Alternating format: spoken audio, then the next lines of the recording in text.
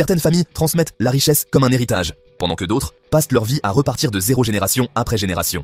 Il existe un petit groupe qui a perfectionné, depuis des siècles, une méthode bien à lui pour construire la richesse, discrètement, sans coup de chance, sans promesse miracle, en appliquant des principes que personne ne t'a jamais enseignés à l'école. Voici 7 secrets financiers rarement partagés que les familles juives utilisent non seulement pour bâtir une fortune, mais surtout pour faire en sorte qu'elles ne disparaissent jamais. Reste bien jusqu'à la fin, parce que le dernier secret, c'est celui qui fait toute la différence entre ceux qui laissent un héritage et ceux qui laissent juste des factures et des dettes à leurs enfants. Mais si tu te reconnais un peu trop dans cette dernière catégorie, il n'est pas trop tard pour changer les choses. L'argent n'est pas tabou, c'est une langue que tu dois apprendre à parler. Pourquoi la majorité des gens galèrent avec l'argent toute leur vie? Parce qu'on leur a toujours fait croire que c'était un sujet dont il fallait se méfier, ou pire, qu'il ne fallait pas en parler. Dans beaucoup de familles, discuter d'argent, c'est presque un sujet interdit. Résultat, des générations entières plongent dans la vie active sans aucune idée de comment gérer leurs finances, et découvrent trop tard ce qu'est réellement un découvert ou des crédits à la consommation. Dans les familles juives, c'est différent. L'argent n'est pas un tabou, c'est une responsabilité. On éduque les enfants très tôt à gérer, épargner, investir et même donner. Parce qu'ils savent qu'ignorer ces règles, c'est condamner leur avenir financier. En France, près de 50% des jeunes entre 18 et 30 ans déclarent ne rien comprendre à l'épargne ou à l'investissement. Pendant que certains découvrent encore comment fonctionne un compte bancaire, d'autres savent déjà comment faire travailler leur argent pour eux. Pose-toi la question, est-ce que tu maîtrises vraiment tes finances? Ou est-ce que tu comptes encore sur la chance ou les fins de mois qui passent pour espérer t'en sortir? Si tu veux changer les choses, commence par traiter l'argent comme une compétence essentielle, pas comme un sujet à éviter. Parce que tant que tu refuses d'apprendre à parler cette langue, tu resteras enfermé dans le même schéma que ceux qui repartent de zéro à chaque génération. Mais même en apprenant à gérer ton argent, il y a une erreur que la plupart continuent de faire. Vendre leur temps au rabais, sans comprendre comment les riches choisissent vraiment leur métier. Je t'explique ça dans le prochain secret. Ne travaille pas dur, travaille avec intelligence. On t'a sûrement répété toute ta vie que pour réussir, il fallait travailler dur. Mais personne ne t'a dit que travailler dur au mauvais endroit, c'est comme ramer plus vite, sur un bateau qui prend l'eau. La vérité, c'est que ceux qui s'enrichissent ne choisissent pas leur métier par hasard, ni uniquement par passion. Ils choisissent des activités qui offrent 3 choses. Une forte demande, des revenus élevés, et surtout, un levier pour multiplier leurs résultats sans multiplier leurs heures. C'est exactement ce que font les familles juives. On ne laisse pas le hasard décider de son avenir financier. On privilégie des secteurs où chaque heure travaillée construit quelque chose de durable. On oriente vers la finance, la médecine, le droit, la tech ou l'entrepreneuriat. Des domaines où l'effort est récompensé, mais surtout où l'effort est scalable. En France, 80% des millionnaires sont entrepreneurs ou cadres dans des secteurs stratégiques. Très peu ont bâti leur fortune en échangeant leur temps contre un salaire fixe. Maintenant, j'aimerais que tu prennes quelques secondes. Pose-toi calmement, sans te mentir. Est-ce que tu travailles pour construire ta richesse ou simplement pour survivre en vendant tes heures, sans aucune perspective d'évolution réelle? Si tu veux appliquer ce principe, il ne s'agit pas de travailler plus. Il s'agit de te placer là où chaque effort construit ton patrimoine, celui que tu transmettras demain. Et même si tu trouves comment bien gagner ta vie, il y a une erreur fatale qui peut t'empêcher de devenir riche toute ta vie. Laisser filer ton argent dès qu'il rentre, sans jamais le faire travailler pour toi. Je t'en parle dans le prochain secret. L'argent doit circuler, mais pas n'importe où. La plupart des gens dépensent leur argent sans même réfléchir à où il va réellement. Ils le gagnent localement, mais il disparaît aussitôt dans les caisses des grandes enseignes, des plateformes internationales ou des multinationales qui ne leur rapporteront jamais rien en retour. Dans les communautés juives, on applique un principe simple mais redoutablement efficace. Faire circuler l'argent au bon endroit. Chaque euro dépensé est vu comme un outil stratégique. On privilégie les commerces locaux, les prestataires du réseau, les investissements communautaires. Pourquoi ?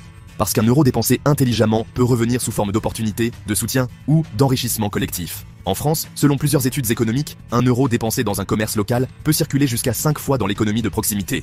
Mais lorsqu'il est dépensé dans une grande enseigne ou une plateforme étrangère, il quitte définitivement ton environnement. Imagine maintenant une scène toute simple. Chaque fois que tu sors ta carte bancaire, tu te demandes « Où va vraiment cet argent ? Est-ce qu'il disparaît à jamais dans les poches d'une multinationale qui ne sait même pas que tu existes? Ou est-ce qu'il circule autour de toi, créant des opportunités qui pourraient, un jour, revenir frapper à ta porte sous forme de collaboration, de soutien ou d'investissement? D'ailleurs, je suis curieux. Est-ce que tu fais déjà attention à ce genre de détails quand tu dépenses? Dis-le moi en commentaire. Ça m'intéresse vraiment de savoir combien ici pensent de façon stratégique à leurs dépenses quotidiennes.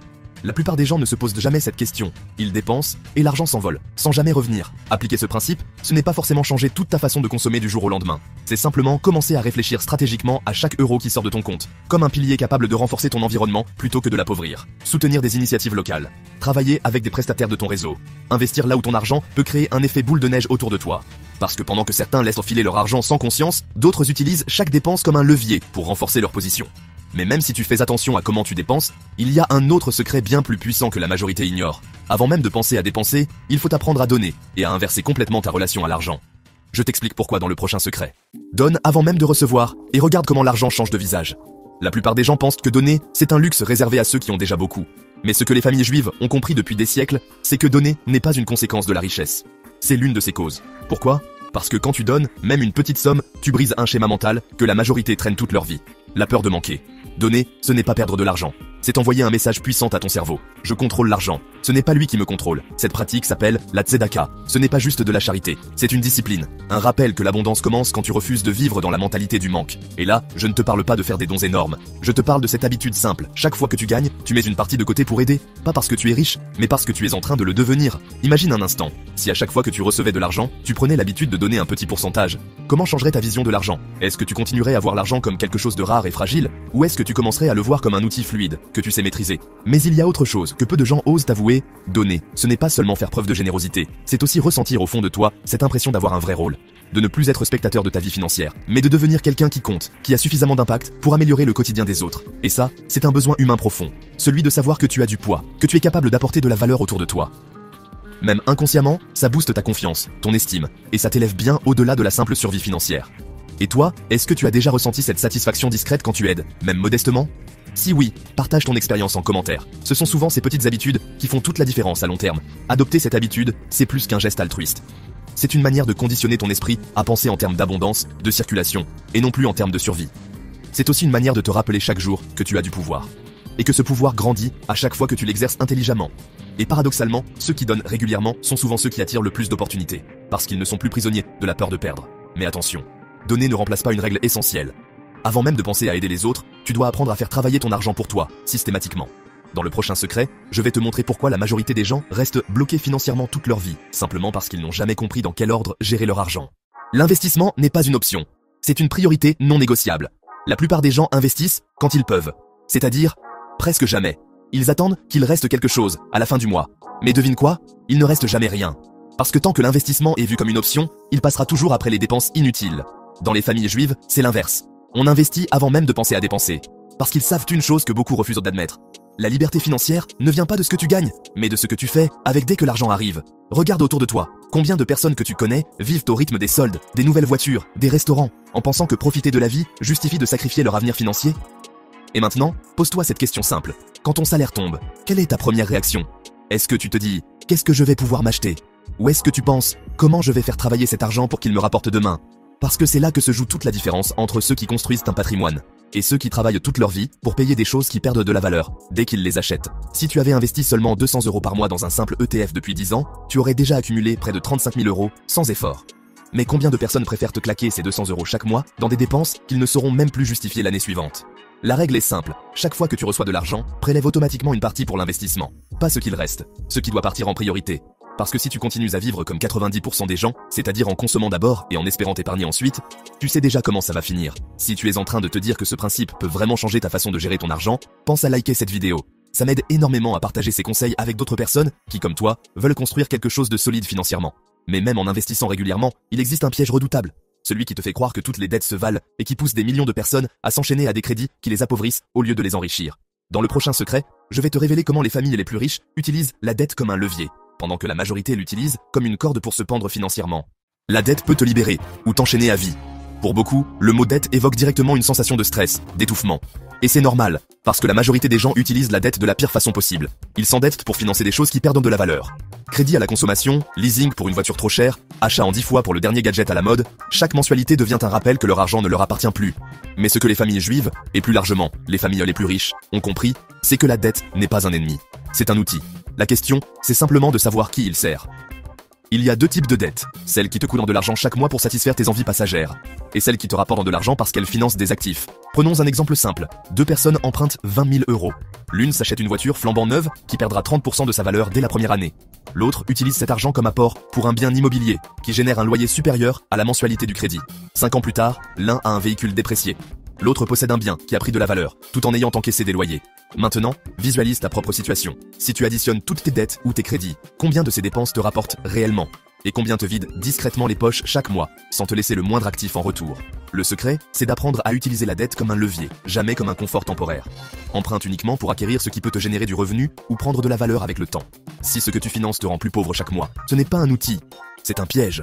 Et voici la vérité que beaucoup refusent de voir. Ce ne sont pas ceux qui évitent toute dette qui s'enrichissent. Ce sont ceux qui savent faire la différence entre s'endetter pour consommer et s'endetter pour investir.